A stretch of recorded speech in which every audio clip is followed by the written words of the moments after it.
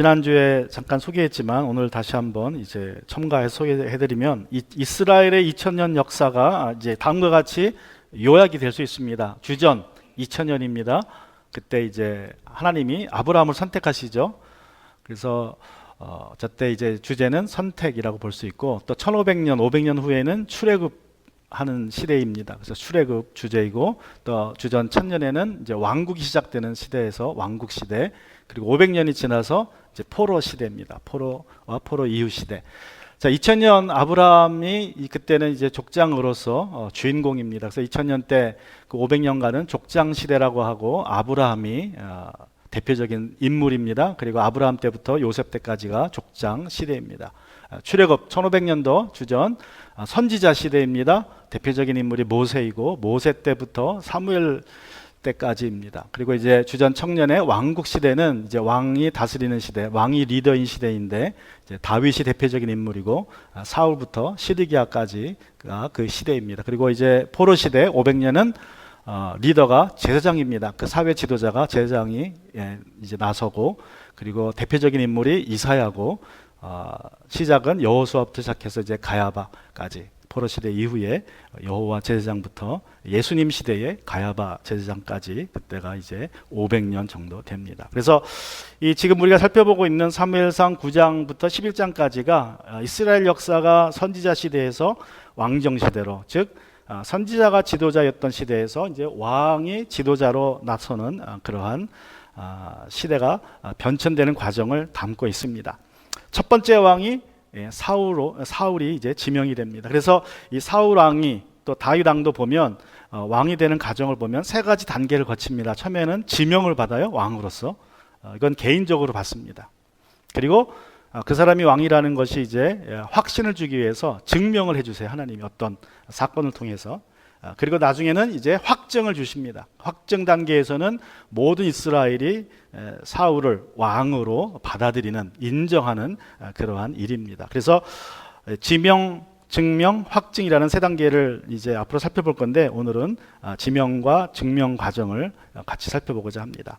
자, 9장 26절부터 10장 1절에 보시면, 다음날 동틀 무렵 사무엘이 지붕에서 사울을 깨웠다. 일어나십시오, 바래다 드리겠습니다. 사울이 일어나니 사무엘은 사울과 함께 바깥으로 나갔다. 성읍 끝에 이르렀을 때 사무엘이 사울에게 저종을 앞에 먼저 보내십시오 하고 말하였다. 그 종이 한참 앞서서 가니 사무엘이 다시 사울에게 내가 하나님의 말씀을 들려드리겠으니 잠깐 서 계십시오 하고 말하였다. 사무엘이 기름병을 가져다가 사울의 머리에 붓고 그에게 입을 맞춘 다음에 이렇게 말하였다. 주님께서 그대에게 기름을 부으셔 주님의 소유이신 이 백성을 다스릴 영도자로 세우셨습니다. 그래서 이제 아주 본격적으로, 직접적으로 하나님이 사울을 왕으로 지명했다는 것을 사울이 말해줍니다. 근데 개인적으로 말해줘요. 심지어 그 종조차도 떠나보내게 하고 아주 비밀스럽게 개인적으로 사울을 왕으로 부르셨음을 말씀해 줍니다. 그리고 이제 왕이기 때문에 이제 제사장과 또 선지자처럼 기름을 부어 줍니다. 하나님이 세우셨다는 일꾼이기 때문에 기름을 붓습니다. 구별합니다. 하나님의 사역에 구별된 자, 일꾼으로 구별합니다. 레위기 8장 10절 이하에 보면 기름 부음의 의미가 이렇습니다. 이렇게 한 다음에 모세는 거룩하게 구별하는 데 쓰는 기름을 가져다가 성막과 그 안에 있는 모든 기구에 발라서 그것들을 거룩하게 하였다. 그는 또 기름의 얼마를 제단 위에 7번 뿌리고 제단과 제단 위에 모든 기구를 거룩하게 하였다. 물두덩과 그 밑받침도 기름을 발라서 거룩하게 하였다. 그리고 또 모세는 거룩하게 구별되는 기름 가운데서 얼마를 아론의 머리에 붓고 그에게 발라서 아론을 거룩하게 구별하였다. 자, 성막이 지어지고 기물이 다 준비되니까 이제 기름을 부어서 거룩하게 구별합니다. 그래서 기름 부음은 하나님께 구별되는 과정입니다. 하나님께 구별되는, 그것도 거룩하게 구별되는 그러한 단계입니다. 그래서 왕이나 제사장이나 선지자들은 이제 이렇게 사람에게 특별히 기름 부을 때는 하나님께 구별되지만 이제 하나님의 능력과 영이 그에게 임했다는 하나의 증거입니다. 그리고 물건에게, 어떤 사물에게 이 기름을 부었을 때는 그게 거룩하게 이제 하나님께 구별되었다라는 뜻으로 기름을 붓습니다. 여러분, 구약에서는 이렇게 제사장이나 왕이나 선지자만 기름 부음을 받았습니다. 아무나 기름 부음 받는 게 아니라 하나님이 선택하신 사람들, 직분자들이나 사람들만 기름 부음 받았습니다. 성령의 인치심을 받았습니다. 그런데 이제 신약 시대에 와서는 예수님의 피로 구원받은 모든 사람들이 다 기름 부음 받습니다. 그래서 어떤 의미에서 보면 우리 모든 구원받은 사람들이 어떤 사역을 감당해야 됩니까? 제사장으로서, 선지자로서, 왕으로서의 사역이 우리에게 있다는 것을 알 수 있습니다. 우리가 제사장으로서 하늘 지성소에 언제든지 기도로 들어갈 수 있습니다. 이것이 모든 믿는 자들의 특권이고, 또 선지자로서 말씀을 선포해야 됩니다. 종말을, 주님의 다시 오심을 선포해야 됩니다. 또 왕으로서, 왕 같은 제사장으로서 우리가 사명을 감당해야 됩니다. 자, 사무엘은 사울에게 기름을 부은 후에 이렇게 말을 합니다. 주님께서 그대에게 기름을 부으셔서 주님의 소유이신 이 백성을 다스릴 영도자로 세우셨습니다. 영도자. 자, 이방 나라에서 백성은 왕의 소유입니다. 그죠? 그러니까 이방 나라에서는요, 백성들이 왕을 위해 존재합니다. 우리 근대에 불과 몇백 년 전에 프랑스의 루이 14세는 죽으면서도 내가 곧 국가다 그랬어요. 짐이 곧 국가다. 그러니까 왕이 국가입니다. 왕이 법입니다. 그러니 3000년 전에는 어떻게 했습니까? 3000년 전에는 왕이 왕국이었고 왕이 곧 신이었습니다.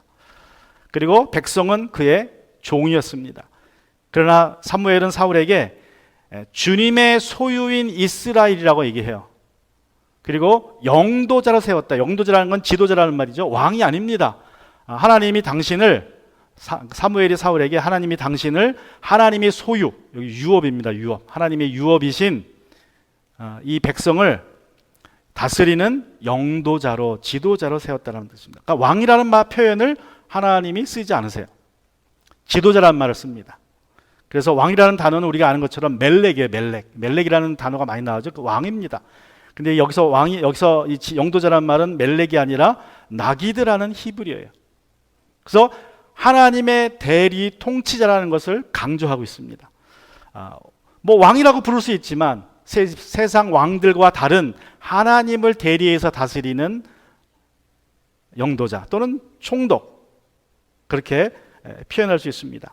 자, 이렇게 하나님께서 이제 사무엘을 통해서 사울을 이스라엘의 첫 번째 왕으로 세우십니다. 지명하셨습니다. 그리고 그 지명이 하나님의 지명임을 증거하는 세 가지 증거를 이제 사무엘이 제시합니다.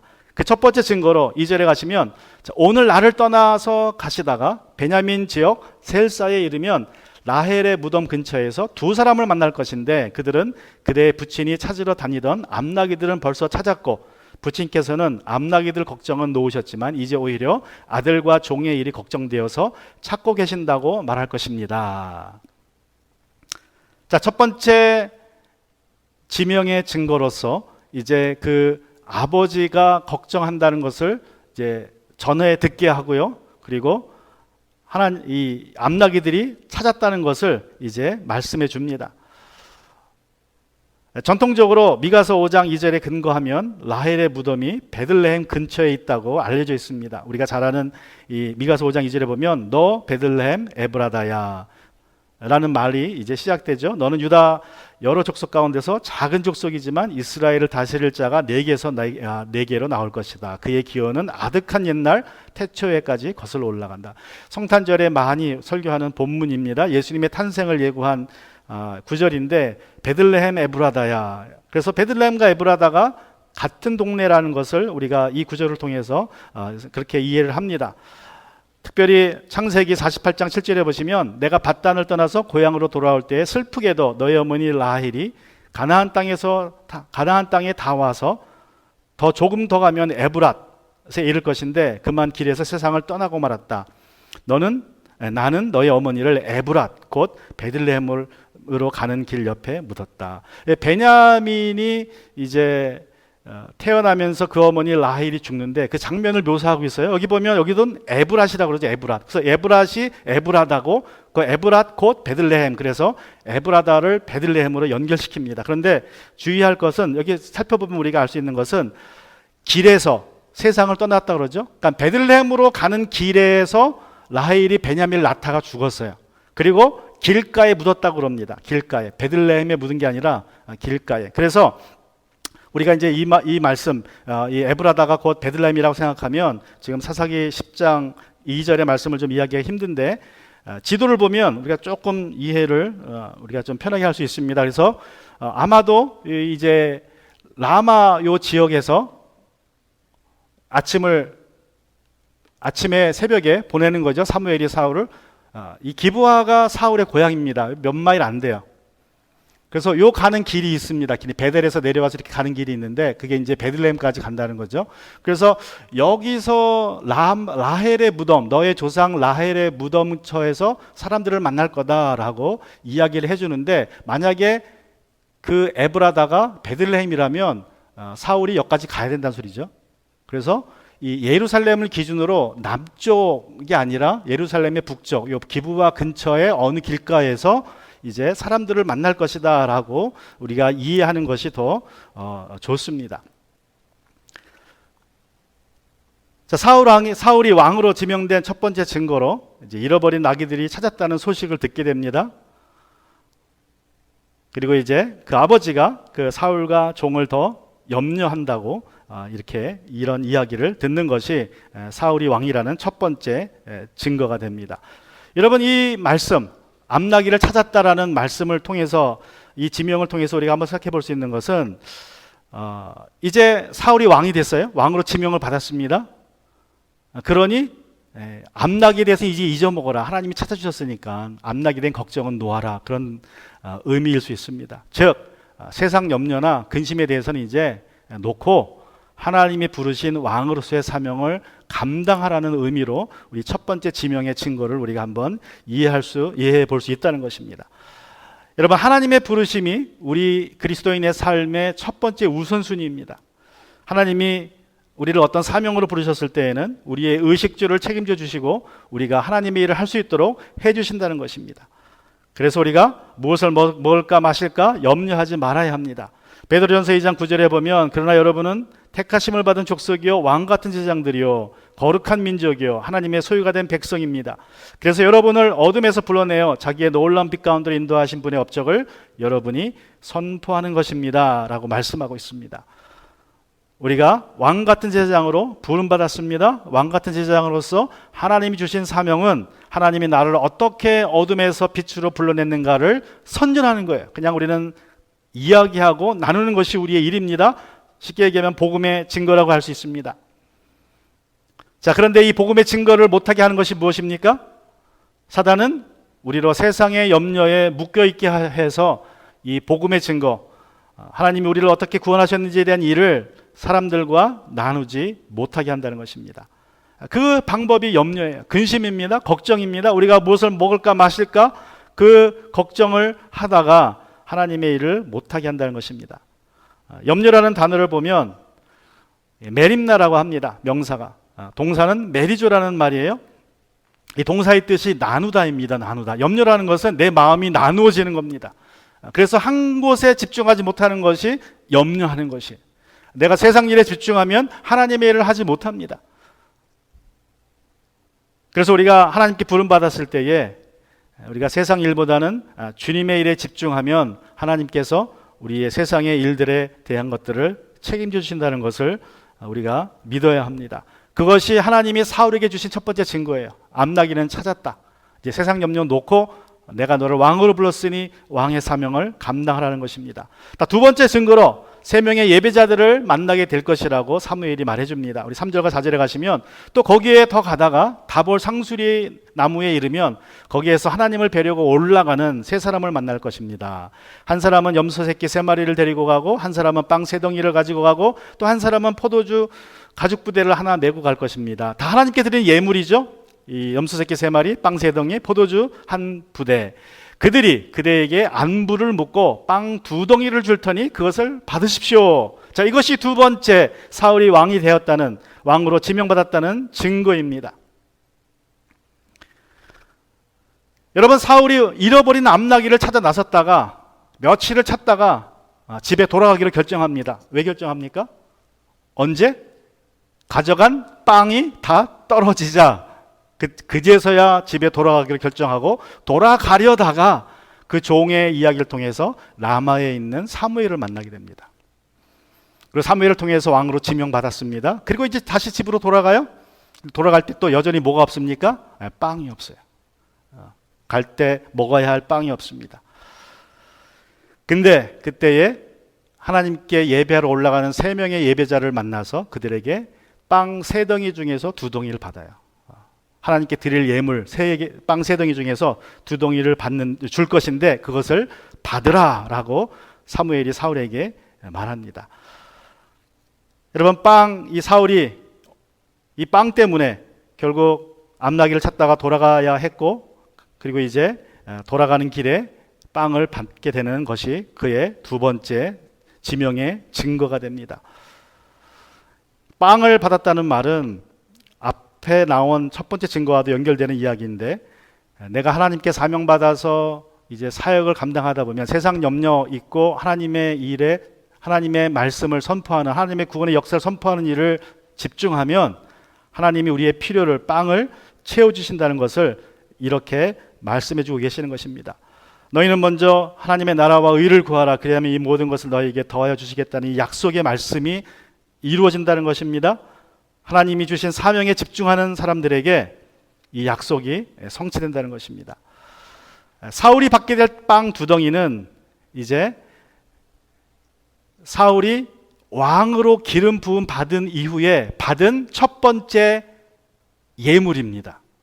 왕으로서, 비공식적이지만 사울이 왕으로서 받은 첫 번째 예물이 빵 2덩이예요. 그래서 이 사건의 근거에서 우리가 한번 생각해 볼 수 있는 것은, 이제 사울이 왕이 됐는데 왕으로서 받은 첫 번째 예물이 빵 2덩이라는 것은 왕이 되었지만 왕이라는 권력을 통해서 백성들의 재물을 착취하는 데 사용하지 말라는 것입니다. 그냥 생명을 연장할 수 있는 빵을 받으면 족하게 여겨라. 너무 재물에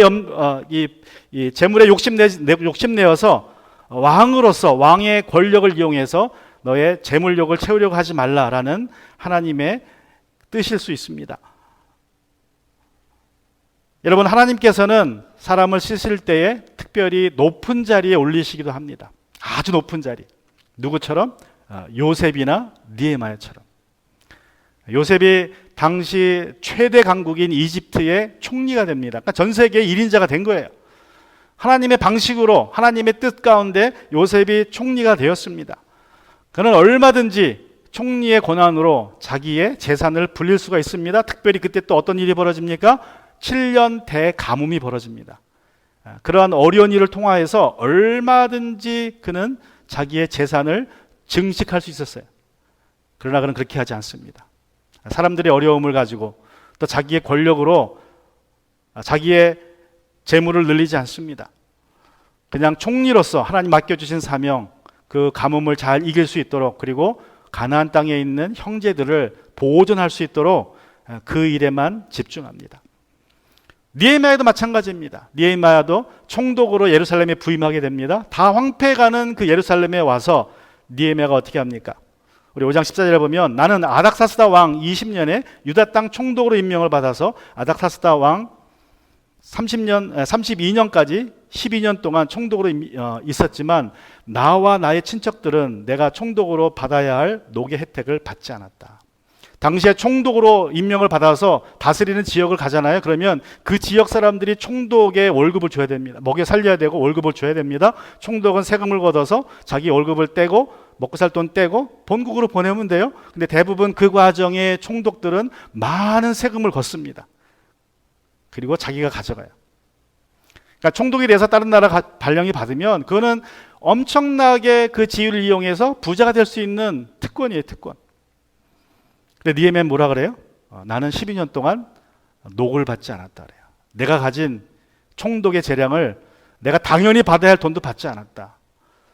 하나님께서 그를 총독으로 부셨다는 것을 알았기 때문에 자신의 권력을 이용해서 재물을 불리는데 사용하지 않습니다. 사울에게 그런 경고를 주시는 거예요. 자, 빵 2덩이를 주고 그러면 바꿔라. 이게 너의 첫 번째 예물인데, 왕으로서의 첫 번째 예물인데 앞으로도 재물에 대해서는 너무 욕심부리지 말아라.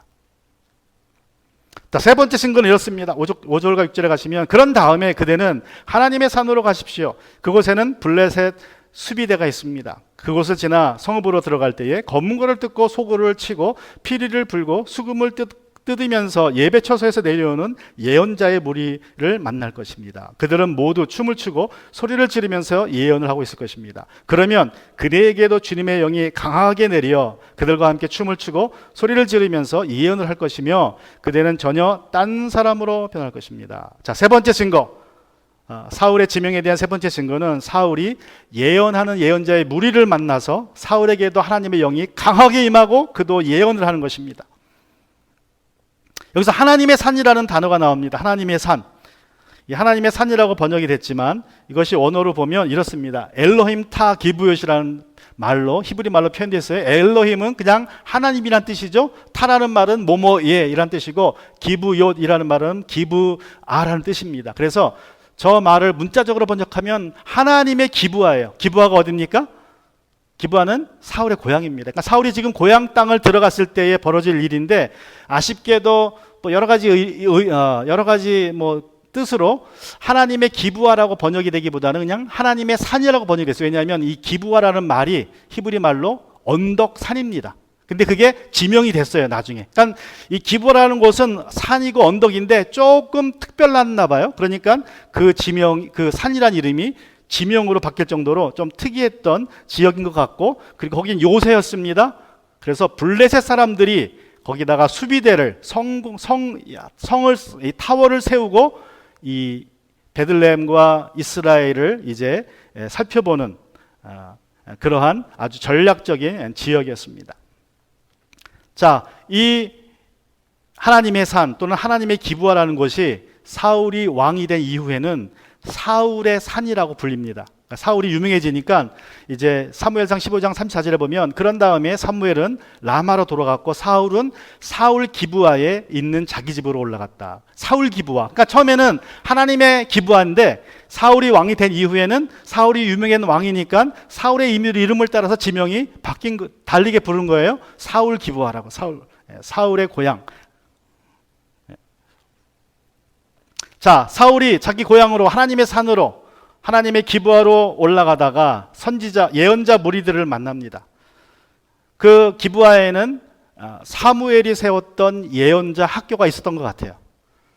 그래서 그 산 꼭대기에 예언자 학교가 있었고, 거기서 이제 예배를 드리는 예배 처소였는데, 그들이 예배를 드리고 내려오면서 성령이 충만해서 이제 어떤 이 소리를 지르고 노래 부르고 춤을 추면서 내려옵니다. 성령이 충만해서. 근데 그들을 사울이 만났을 때에 사울에게도 똑같은 일이 벌어집니다. 사울도 그들과 함께 소리치고 춤을 춥니다. 성령이 그들에게, 하나님의 영이 그에게 임했어요. 여러분, 사울이 그들을 만났을 때 주님의 영이 사울에게 강하게 내렸다는 것은, 이제 앞에서 사무엘이 사울을 기름 부음 받은 사건이, 종교 의식이 현실로 나타났다는 거예요. 기름 부음이라는 것은 성령의 강림을 의미하죠. 이제 그것이 현실로 나타나서 사울이 기름 부음 받아서 예언자들처럼 예언했다는 것입니다. 사명 감당할 수 있도록 하나님이 사명만 주신 것이 아니라 이제 사명 감당할 능력도 주셨다는 것을 이렇게 하나님께서 그가 경험하게 하신 것입니다. 자, 사무엘은 사울이 그날 경험하게 될 세 가지 일들을, 이제 그 의미를 이렇게 말합니다. 17절 보시면, 이런 일들이, 이 세 가지 증거들이 그대에게 나타나거든 하나님이 함께 하시는 증거입니다.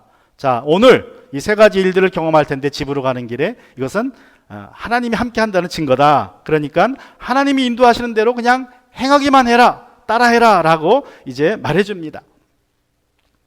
자, 여기서 하나님이 함께 계신다라는 표현은 아주 제한적으로 사용됩니다. 그래서 오직 아브라함이나 이삭이나 요셉이나 기드온이나 다윗, 솔로몬, 히스기야 같은, 또 비느하스라는 제사장에게만 사용되었던 아주 좀 특별한 표현이에요. 우리가 신약 시대 때는 임마누엘 하나님이 우리와 함께 계세요. 예수님 때문에. 그러나 구약 시대 때는 앞서 말씀드린 것처럼 하나님의 영이 제한적으로 임합니다. 특별한 사람들에게만. 근데 그 중에 이제 사울이 들어갔는데, 이제 문제는 이것이 처음이자 마지막으로 사울에게 이런 표현이 쓰여요. 하나님이 그와 함께 하셨다는 말이. 처음이자 마지막으로. 그 이후에는 나오지 않습니다.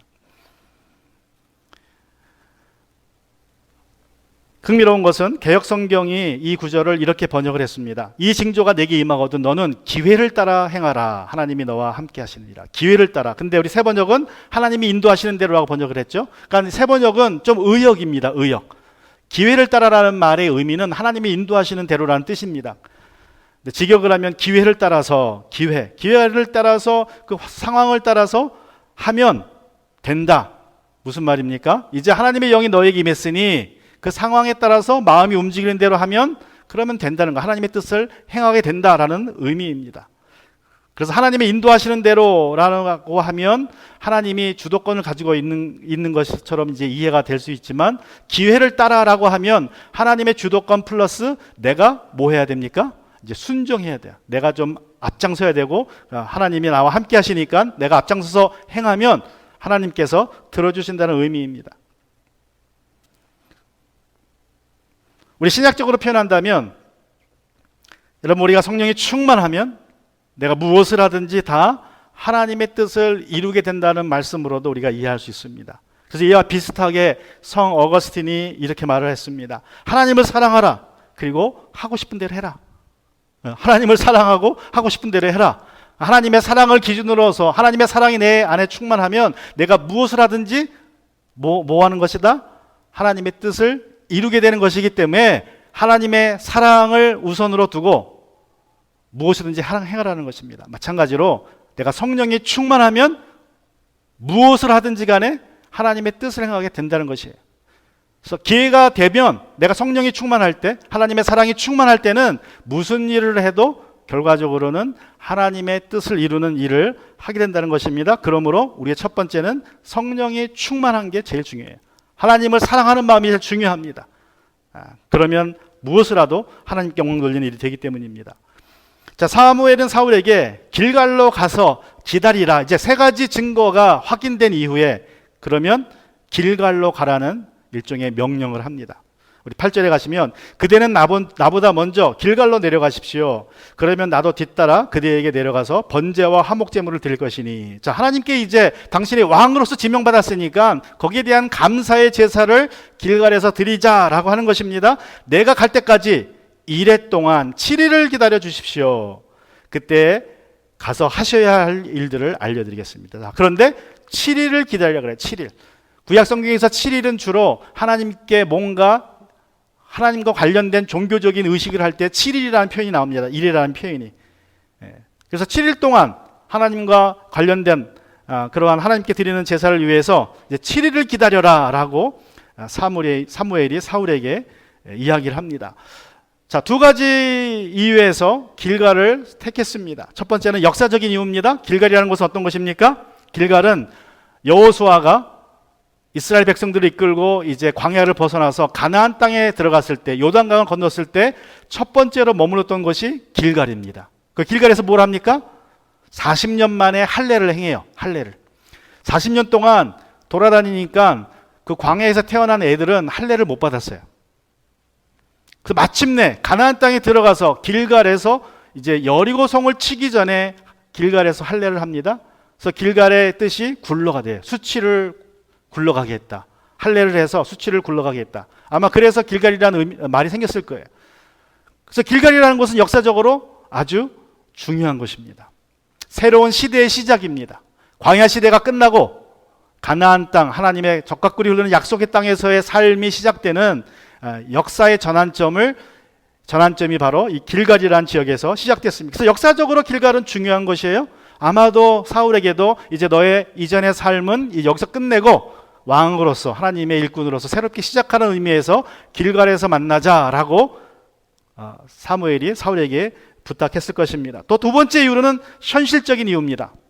길갈은 요단강 가까이에 있습니다. 블레셋 지역에서는 제일 먼 곳이에요.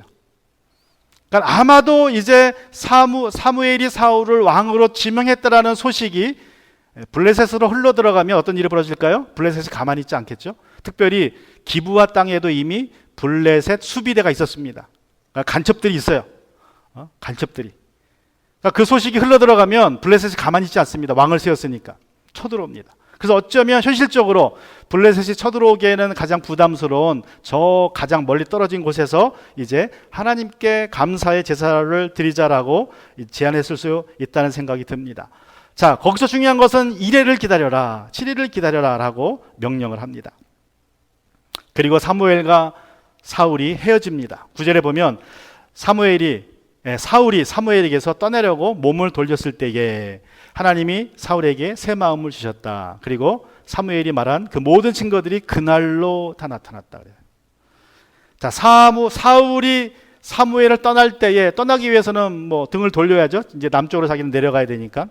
그런데 여기서 등을 돌렸다는 말, 몸을 돌렸다는 말을 등을 돌렸다라는 말로 이제 해석을 할 수도 있고, 그 의미가 우리가 보통 누구에게 어떤 사람이 누구에게 등을 돌렸다 그러면 무슨 뜻이에요?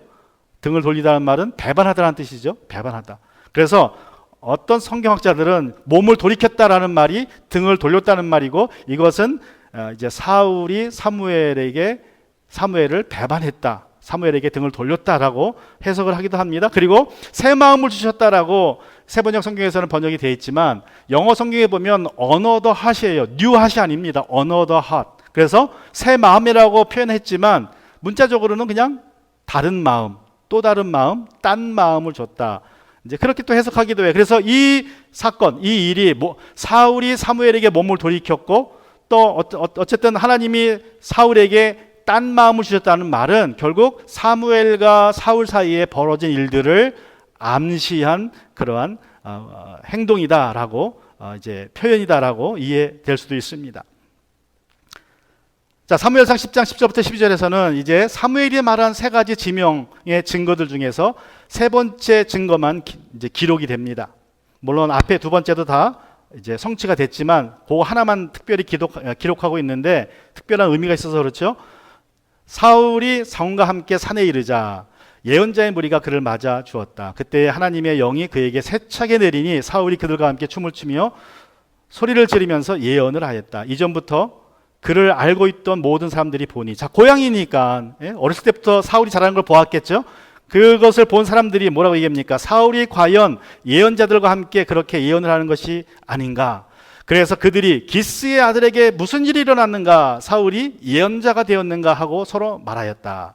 거기에서 사는 한 사람이 다른 예언자들은 어떻습니까? 그들의 아버지가 누구라고 생각하십니까?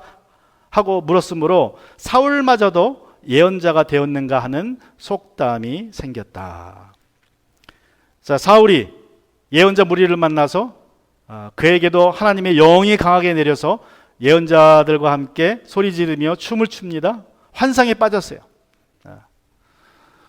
그것을 본 사람들이 사울마저도 예언자가 되었는가라는 속담을 만들 정도로 이것은 충격적인 사건이었습니다. 사울을 평생 보고 함께 자란, 또는 그 동네 어른들이 사울을 봤을 때에 너무 충격적이라, 야, 이제 사울도 예언자인가? 그런 말이 이제 속담이 된 거예요. 속담이. 여러분, 이게 어떤 뜻이겠습니까? 사울도 예언자인가? 어떤 의미로 말했을까요? 한번 생각해 보세요. 사울도 예언자가 되었나? 이게 비아냥거리는 말일까요? 아니면 놀람의 말일까요? 물론 비아냥도 놀람이지만 이거 부정적인 놀람이죠. 제가 보기엔 두 가지 의미가 다 있을 수 있어요. 사울을 내가 평생 봐왔는데 얘는 누구도 모릅니까? 사무엘도 몰라요. 사무엘이 그냥 하나님의 사람이라는 것만 알지 사무엘의 이름을 떠올리지 못할 정도로 영적인 일엔 관심이 없습니다. 그 집안 자체가 그런 것 같아요. 그 집안 자체가 그냥 영적이지 못해요. 그런데 그 영적이지 못한 집안에서 사울이 이제 예언하고 막 그러니까, 저 사울도 예언자가 되었나? 이렇게 이제 비아냥거리는데 놀람의 요소도 있었을 거예요.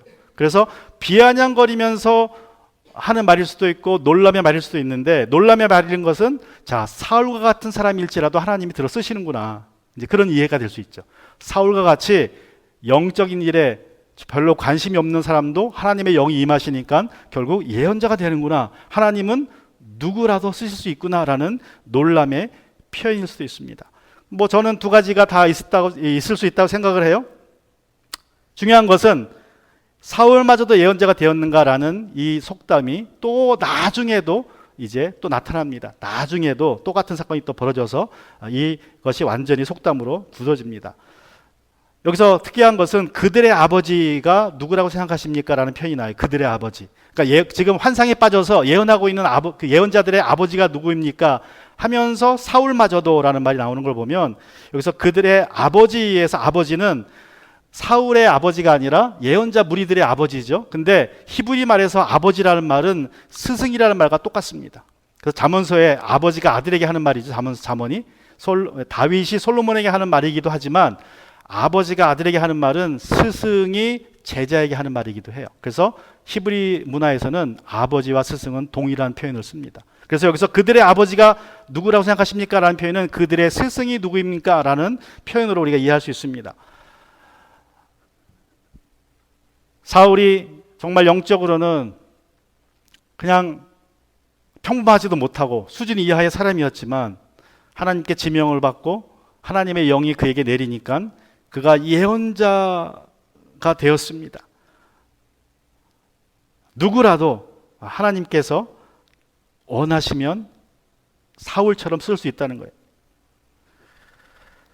자, 사무엘상 10장 13절부터 16절에 보면 이제 사울이 삼촌을 만나서 대화하는 장면이 나옵니다.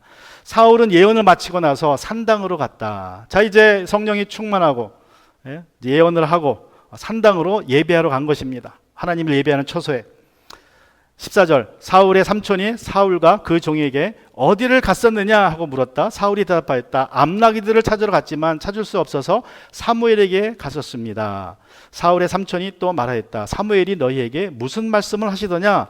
나에게 말하여라. 사울이 삼촌에게 말하였다. 암나기들은 이미 찾았다고 우리에게 일러주셨습니다. 그러나 사무엘이 사울 자신에게 왕이 될 것이라고 말한 것은 그에게 알려주지 않았다. 자, 사울이 삼촌에게, 이 삼촌은 이 사무엘상 14장 50절에 보면 사울의 숙부 넬이라는 사람이 나옵니다. 그래서 아마 넬일 거예요, 넬. 넬에게 말하는데 이 넬에게 뭐라고 얘기합니까? 사무엘이 자신을 이스라엘의 영도자로 세우셨다라는 말은 안 해요. 그런데 흥미롭게도 그 표현을 뭐라고 씁니까? 그 표현을 사무엘이 사울 자신에게 왕이 될 것이라고, 영도자가 아니라 왕이. 그러니까 사울은 속으로 자기 자신이 왕이라고 생각한 거예요. 멜렉이라고. 하나님은 그를 뭐로 부르셨는데? 영도자로 부르셨는데 사울은 이제 자기 자신을 멜렉, 왕이라고 생각을 합니다. 자, 그것을 숨기고 삼촌에게 이야기를 합니다. 왜냐하면 여러분 이것이 말씀드린 것처럼 이 사실이 밖으로 드러나면 좀 이제 복잡해질 수 있으니까. 자, 이제 때가 되어서 사무엘은 공식적으로 이제 사울이 왕이 되었음을 이제 확증해 줍니다. 공식적으로 왕으로 추대해요. 그래서 17절에 가시면 사무엘이 백성을 미스바로 불러 주님 앞에 모아놓고 이스라엘 자손에게 하나님의 하신 말씀을 전하였다. 나 주 이스라엘 하나님이 말한다. 내가 이스라엘을 이집트에서 데리고 올라왔고 내가 너희를 이집트 사람의 손과 너희를 학대하던 모든 나라의 손에서 건져내었다. 그러나 오늘날 너희는 너희를 모든 환난과 고난 속에서 건져낸 너희 하나님을 버리고 너희에게 왕을 세워달라고 나에게 요구하였다. 좋다. 이제 너희는 지파와 집안별로 나 주 앞에 나와 서거라. 사무엘이 다시 한번 이스라엘 백성들을 미스바로 불러 모읍니다. 여러분, 미스바는 어떤 곳이에요? 사무엘상 7장에 보면 미스바는 이런 곳입니다. 그들은 미스바에 모여서 물을 길어다가 그것을 제물로 삼아 주님 앞에 붓고 그날 종일 금식하였다. 그리고 거기에서 우리가 주님을 거역하고 죄를 지었습니다 하고 고백하였다. 미스바는 사무엘이 이스라엘 자손 사이에 다툼을 중재하던 것이다. 미스바라는 곳은 사무엘이 사역하던 장소 중에 하나입니다. 특별히 그래도 그 중에서 유명한 곳인데 미스바 성회가 있었던 곳입니다. 이스라엘 사람들이 회개하고 주님 앞에 거룩하게 구별되어서 하나가 되었던 것이고 미스바는 사무엘이 하나님의 이름으로 다스렸던 곳이에요. 중재하던 곳. 그런데 사무엘상은 7장은 이렇게 끝납니다. 이런 구절로 15절부터 17절에 보시면 사무엘은 살아있는 동안에 이스라엘을 다스렸다. 그는 해마다 베델과 길갈과 미스바 지역을 돌면서 그 모든 곳에서 이스라엘 사람 사이에 분쟁을 중재하였다. 그리고는 자기 집이 있는 라마로 돌아와서 거기에서도 이스라엘의 사사로 활동하였다. 그는 라마의 주님의 제단을 쌓았다. 보면 15절, 16절, 17절에 다스렸다, 분쟁을 중재하였다, 사사로 활동하였다라는 표현이 나오는데 히브리 말로는 똑같은 단어입니다. 히브리 말로는 샤파트예요. 그냥 쉽게 표현하면 사사로 다스렸다 뜻인데 좀 다르게 그냥 해석을 했을 뿐이에요. 표현을. 결국 사무엘상 7장의 핵심은 미스바에서 사무엘이 사사로 하나님을 대리해서 잘 통치했다, 그런 뜻입니다. 그런데 어떤 일이 있었습니까? 미스바에서 그들이 모여서 회개하고 주님 앞에 거룩하게 구별되자 블레셋이 쳐들어오죠. 하나님께 사무엘이 기도합니다. 기도했더니 하나님이 천둥 번개를 쳐서 블레셋을 흩어보내시고 이스라엘이 쫓아가며 죽이기만 해요. 그래서 전쟁에서 승리합니다. 그러니까 이 미스바는요, 하나님이 사무엘을 통해서 이스라엘에게 큰 승리를 가져다 준 곳, 사사로서는 아주 모범적으로 이스라엘을 다스린 곳입니다. 하나님이 사사를 통해서 이스라엘을 다스린 곳, 그게 미스바의 상징이에요. 그 미스바로 다시 모이게 합니다.